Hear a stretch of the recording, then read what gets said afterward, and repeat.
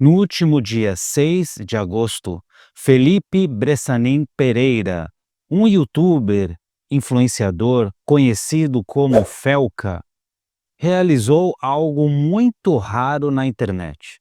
Eu, honestamente, nunca tinha visto isso acontecer.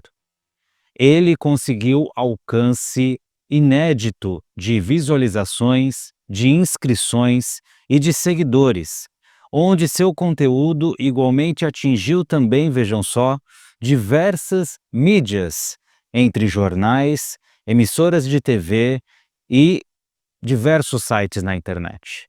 Mas o que, afinal de contas, Felca, esse youtuber que já era conhecido no meio da internet antes, mas que explodiu com esse vídeo, disse no seu conteúdo?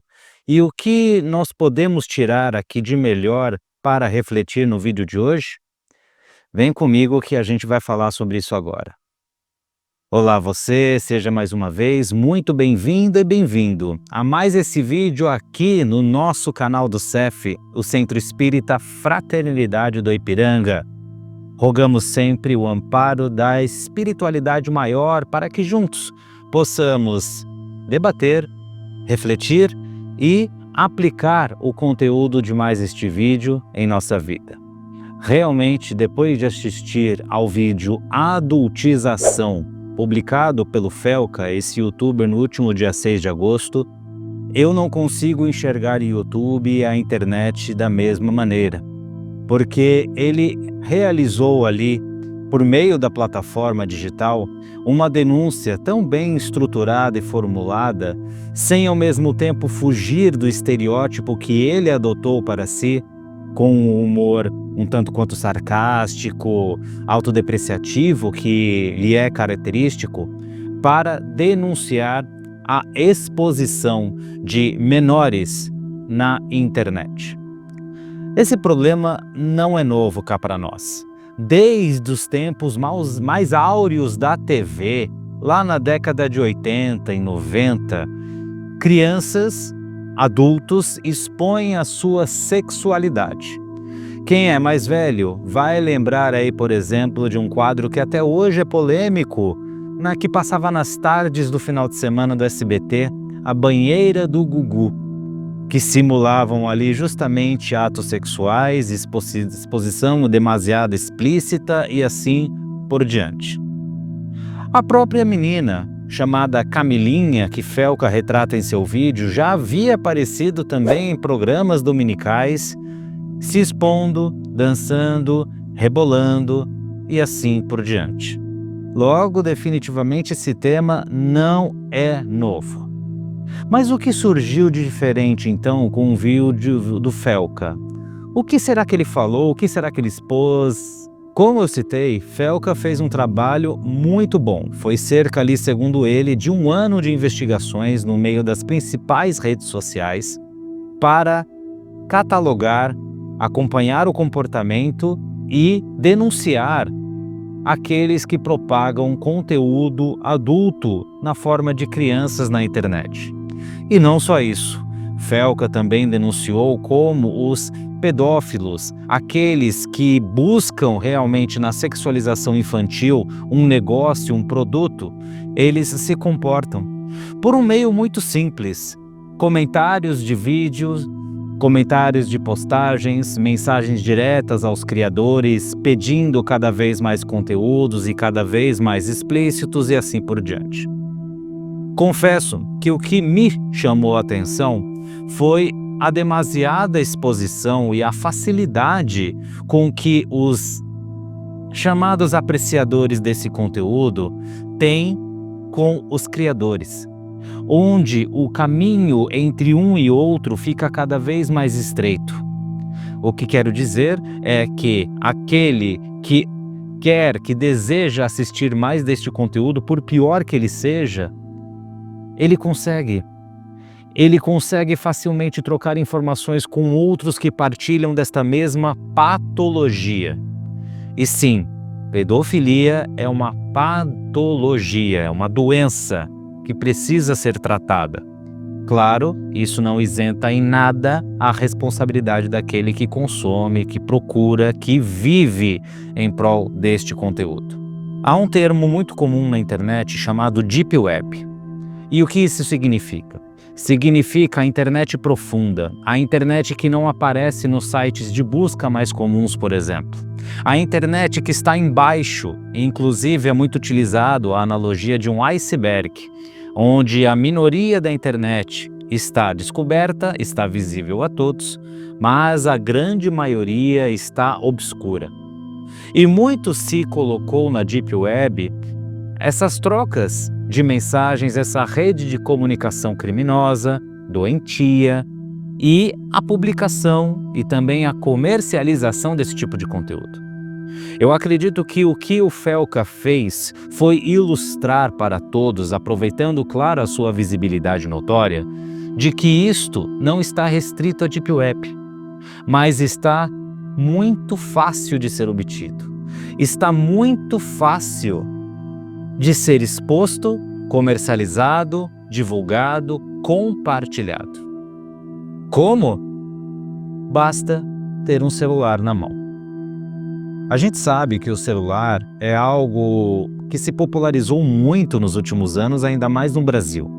O Brasil, inclusive, é um dos países que mais se utiliza de conteúdos digitais, de celulares e tudo isso que está relacionado. Já existem, inclusive, mais celulares do que pessoas no Brasil. É realmente um produto que ninguém vive sem. Basta a gente ir em algum local público e a gente vai ver 11 em cada 10 pessoas vidradas na tela. Isso, claro, impacta o social, impacta a nossa convivência, mas isso é outro assunto.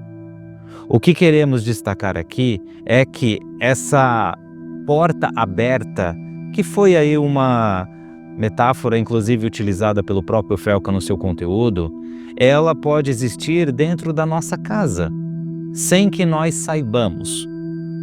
Uma criança que tem ali um celular na mão, ela pode ser facilmente influenciada por outros conteúdos, por amigos, pelas chamadas tendências de vídeos rápidos e começar a se expor na internet.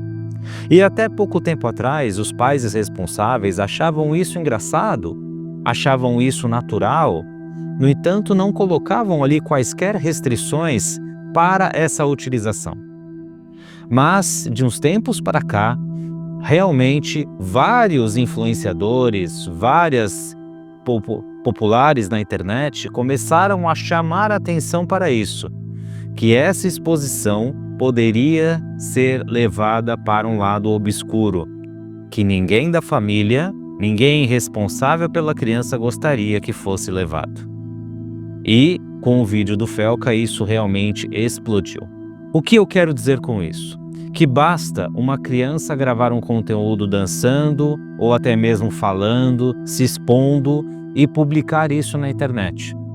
E como demonstrado pelo youtuber, isso vai percorrer um caminho muito rápido e muito extenso, chegando em diversas partes do mundo, onde desconhecidos vão passar a assistir aquele conteúdo, vão passar a compartilhar e vão começar a buscar entrar em contato, inclusive, e diretamente com a criança. E a criança, na sua ingenuidade, vai passar a aceitar esses novos seguidores, vai muito provavelmente responder a essas pessoas e, a pedido destas, vai também começar a publicar novos conteúdos que ela não faz a menor ideia que está sendo nocivo para ela. Então, a novidade desse processo, que novamente não é novo, da sexualização, é a internet. Porque com a internet se ganha uma proporção descomunal. Antigamente, as famílias elas se reuniam na frente da televisão, onde todos ficavam focados naquele mesmo programa. Logo, pai, mãe, filhos absorviam o mesmo conteúdo. As crianças muitas vezes rejeitavam a TV para brincar nas ruas e assim por diante. Mas dada a insegurança, principalmente nas grandes cidades, os pais irresponsáveis caem na ilusão de que os filhos estão mais seguros em casa. quando com o celular na mão, quando um computador em vista, muitas vezes não estão. A internet realmente revolucionou camadas dentro da família, porque os filhos agora têm a liberdade de assistir o conteúdo, de seguir quem eles bem entendem. E isso criou uma distância deles para com os pais. Nós sabemos hoje que tipo de conteúdo os nossos filhos assistem, que tipo de tendência eles seguem, quais influenciadores eles se deixam influenciar. Mas como então trabalhar para evitar isso? Como remediar esses malefícios dessa nova geração? Há um instrumento muito antigo, utilizado fartamente pelos espíritos superiores e que caem perfeitamente para inibir esse tipo de situação em nossos lares e em nossas famílias. Ele se chama diálogo. Com a puberdade chegando para as crianças, é muito comum que eles sintam vergonha de compartilhar os seus desejos, de compartilhar os seus comportamentos para com os pais. Eles vão dividir essas informações com os colegas de escola e, na era digital, vão jogar isso na internet. Esse distanciamento ele é natural porque muitas vezes a criança, o jovem, ele não sabe lidar com aquilo. E é muito comum ele ser recriminado ou já ter visto seus pais recriminarem outras pessoas quando se trata de discutir sexo e outros assuntos, em que está enraizado na nossa família que são assuntos que não devem ser comentados em casa. Mas isso mudou, porque se os filhos identificarem nos seus pais amigos, pessoas que eles podem contar, pessoas que não irão julgá-los, tampouco discriminá-los, mas sim ouvi-los, abraçá-los, acolhê-los e ampará-los, esse comportamento pode mudar com o tempo. Talvez não seja lá suficiente para inibir 100% dos casos, mas com certeza vai contribuir para que essa distância entre filhos e pais diminua e a chance do filho relatar, contar, compartilhar determinada situação com os seus genitores vai ser maior. Nós estamos muito acostumados a sempre ditar regras. Não faça isso, faça aquilo outro, enfim. Mas estamos muito pouco acostumados a simplesmente escutar. E vejam, essa é uma forma de caridade das mais nobres. Simplesmente escutar. Simplesmente estar presente. Simplesmente estar ao lado para servir de porto seguro. Servir de porto acolhedor. Uma vez que os jovens sentem isso nos pais ou em outro familiar da família, pessoas com quem ele pode contar, é muito mais fácil e viável que a comunicação aconteça e que o mal ou situações mais graves sejam ali inibidas antes mesmo de acontecerem. Com o advento do Espiritismo, nós estamos ali obtendo uma nova versão sobre a vida. Ensinamentos que até então estavam distantes de nós estão chegando cada vez mais ao nosso coração. As casas espíritas, por exemplo, e o CEF têm um trabalho fundamental nesse sentido, que é a evangelização infantil, onde ali se contempla desde as crianças recém-nascidas até aos seus 14 anos. E os pais também são envolvidos por meio da escola de pais. Nesse conteúdo é debatido justamente esses temas que impactam a família, desde falta de conversa, ambiente disfuncional, a dificuldade dos pais de se comunicarem com seus filhos e vice-versa, bullying nas escolas, que é algo que infelizmente acontece muito, e ultimamente a exposição na internet.